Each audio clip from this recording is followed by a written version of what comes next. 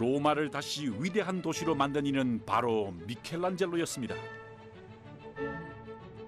1505년 교황 율리우스 2세는 자신의 묘지 장식을 미켈란젤로에게 주문합니다. 성대한 묘지를 통해 사후에 자신의 권위를 더 높이고자 했던 거죠.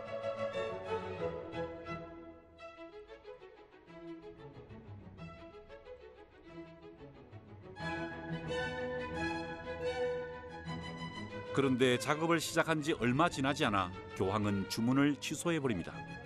왜 율리우스 2세는 미켈란젤로에게 작업 중지를 명령했을까요? 당시 율리우스 2세 교황님은 건축가 브라만테를 동원해서 저 성 베드로 대성당을 재건축하고 있었습니다. 재정난에 빠졌던 교황께서는 공사 중지를 명령한 것입니다. 미켈란젤로는 좌절에 빠지게 되죠. 교황님은 심지어 미켈란젤로가 캐왔던 대리석을 압수해서 저 성 베드로 대성당의 기초공사 석재로 사용하게 합니다. 하지만 위대한 걸작은 예기치 않은 기회로 탄생하게 됩니다. 때는 1508년이었습니다. 시스틴 예배당의 천장에 금이 가게 되었죠. 그때 율리우스 2세 교황께서는 건축가 브라만테에게 그 천장을 보수하라 지시했습니다.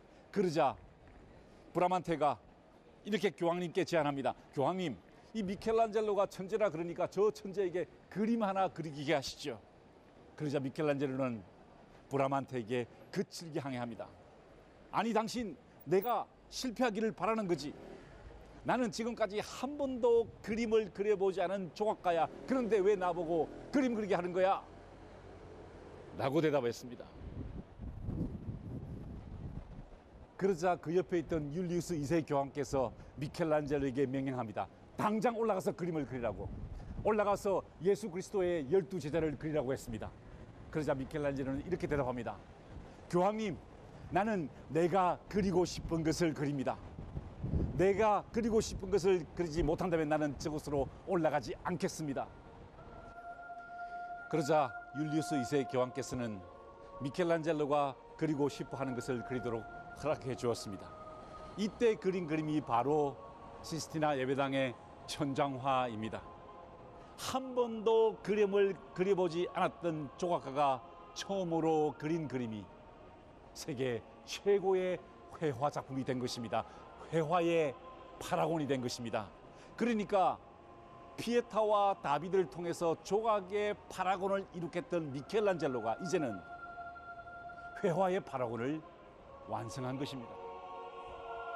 만약 교황 율리우스 2세가 천장화 작업을 시키지 않았더라면 지금 우리는 이 위대한 작품을 만나지 못했겠죠.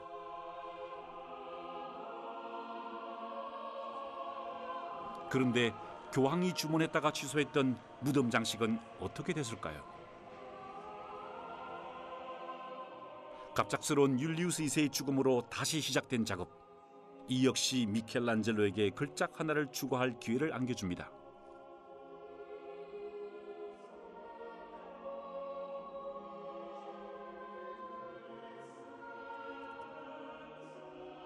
바로 영묘 중앙에 있는 모세상을 완성한 겁니다. 이 작품이 미켈란젤로의 모세상입니다. 율리우스 2세의 영묘를 안치하기 위해서 장식했던 미켈란젤로의 명작이죠. 우리는 율리우스 2세의 얼굴에서 모세의 얼굴을 발견합니다. 아니, 미켈란젤로 본인의 얼굴을 발견하게 됩니다. 미켈란젤로는 모세의 얼굴에서 율리우스를 찾았고 또 자신의 얼굴을 찾았습니다. 모세는 가나안 땅에 들어가지 못한 슬픔을 안고 죽었습니다. 율리우스 2세 교황은 이탈리아에서 외적 프랑스와 스페인을 몰아내지 못한 그 슬픔을 안고 죽었고, 미켈란젤로는 평생 자신의 예수론을 불태우기 위해서 조각의 파라곤, 회화의 파라곤, 건축의 파라곤을 추구하기 위해서 평생 고뇌하고 평생 숙고하고 좌절하다가 자신의 모습을 이런 모습으로 상상했던 것 같습니다. 이것은 모세의 얼굴이 아니라 율리우스 2세의 얼굴이 아니라 미켈란젤로의 얼굴인 것입니다. 모세의 얼굴에서 미켈란젤로의 위대한 예술론을 발견하고 돌아갑니다.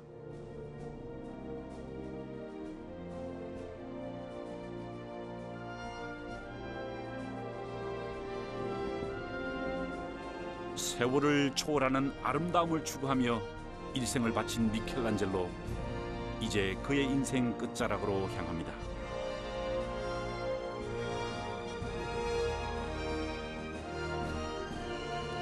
이제 미켈란젤로도 인생의 황혼에 접어들었습니다.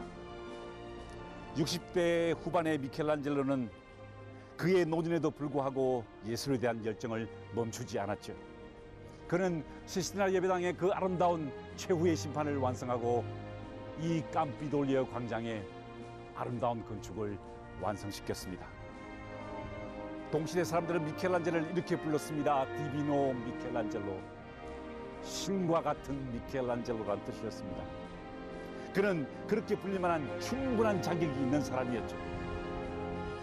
미켈란젤로는 1564년에 89세의 나이로 임종하게 됩니다.